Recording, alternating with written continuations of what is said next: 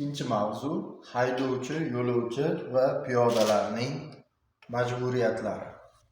Endi qarang, transport vositasini boshqarish uchun haydovchilik guvohnomasi, qayd etish guvohnomasi va majburiy sug'urta polisi bo'lishi kerak, ya'ni prava, texpasport, страховка. Agar transport vositasi haydovchiga tegishli bo'lmasa, unda haydovchida ishonchnoma bo'lishi kerak yoki yo'l varaqasi bo'lishi kerak yoki yonida ishonchnomasi yoki avtomobilni egasi o'tirishi kerak yoki haydovchi avtomobilni egasini yaqin qarindoshi bo'lishi kerak. Ya'ni ota-ona, farzand, er-xotin, aka-uka, opa-singillar. Keyin haydovchini yonida haydovchilik guvohnomasi bo'lmasa, unda yonida ID karta yoki biometrik pasportni olib yurish kerak bo'ladi. Avtomobilni xarid qilgandan keyin haydovchi 10 kun ichida uni davlat ro'yxatidan o'tkazish kerak, ya'ni GAIga borib nomer bilan texpasport olish kerak bo'ladi. Keyin avtomobilni boshqarayotgan vaqtida haydovchiga telefondan qo'li bilan ushlab foydalanish mumkin emas.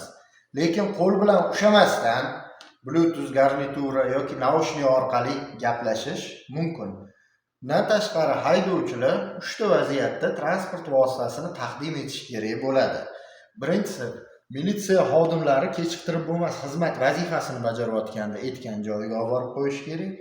Keyingisi, tibbiyot xodimlari og'ir ahvoldagi bemorlar oldiga ketayotganda tibbiyot xodimini aytgan joyiga olib borib qo'yish kerak va uchinchisi, jabrlangan odam og'ir ahvolda bo'lsa, uni kasalxonaga yetkazish kerak bo'lsa, haydovchi uni shifoxonaga yetkazib qo'yish kerak bo'ladi.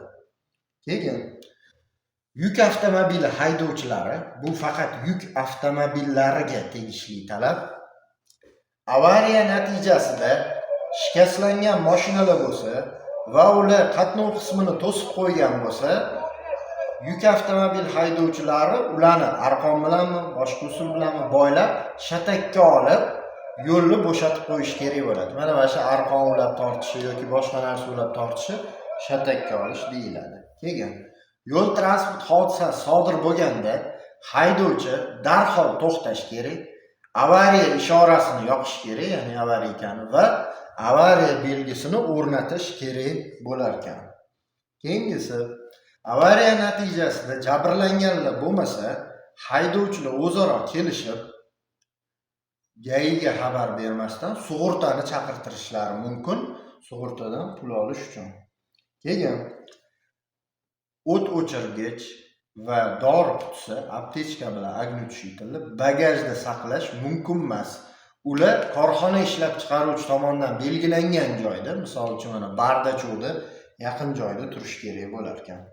Keyin haydovchi mashinasiga yo'lovchi chiqqanda yo'lovchisiga aytish kerak. Birinchisi, xavfsizlik kamar taqish kerakligi to'g'risida va qo'ldan tashqari boshqa tana qismlarini chiqarish mumkin emasligi to'g'risida. Keyin haydovchilar piyodaga yo'l berish kerak, piyodalar o'tish joyidan o'tayotganda yoki piyodalar o'tish joyi yo'q joydan o'tayotganda ham. Keyin yo'lovchilar transport vositasi to'liq to'xtaganidan so'ng unga chiqib tushishi mumkin trotuar yoki yo'l yoqasi tarafdan.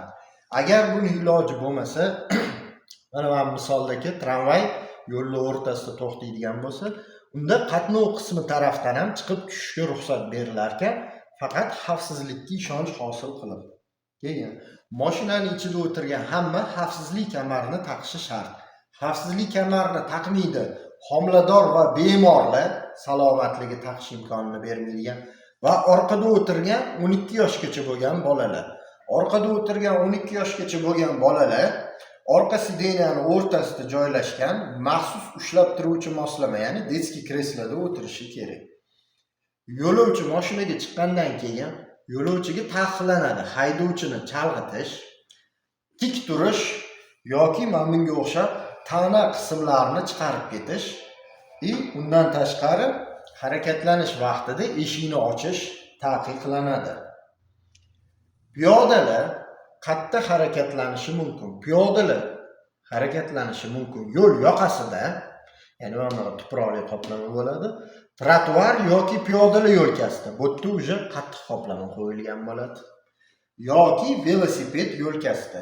Ya'ni mana shu 4 ta joyda yurishi mumkin ekan. Yo'l yoqasi, trotuar, piyodalar yo'lkasi yoki velosiped yo'lkasi. Bu joylarda yurganda piyoda istalgan yo'nalishi bo'yicha yurishi mumkin. Xohlasa bizga qarab yuradi, xohlasa nariyoqqa qarab yuradi. Bu piyodaning o'zining ishi. Lekin piyoda qatnov qismini chetida yuradigan bo'lsa, ya'ni asfaltda yuradigan bo'lsa, unda mashinalar oqimiga qarama-qarshi yurishi kerak. Piyodalar yo'lni 4 ta joydan kesib o'tishi mumkin. Piyodalar o'tish joyidan, yer usti o'tish joyidan, yer osti o'tish joyidan va chorrahadan. Agar bunaqa joylar bo'lmasa, unda piyoda yo'lni ikkita tomoni yaxshi ko'rinadigan joydan o'tishi mumkin, faqat xavfsizlikka ishonch hosil qilib. Yo'lni o'rtasida ajratuvchi mintaqasi bor joylarda, beton, bordyur, gazon, zabor qo'yilgan joylarda kesib o'tish taqiqlanadi yo'llar. Keyin piyodalar to'xtab turgan avtobus, trolleybusni orqa tarafidan aylanib o'tish kerak. To'xtab turgan tramvay bo'lsa, oldi tarafidan aylanib o'tish kerak.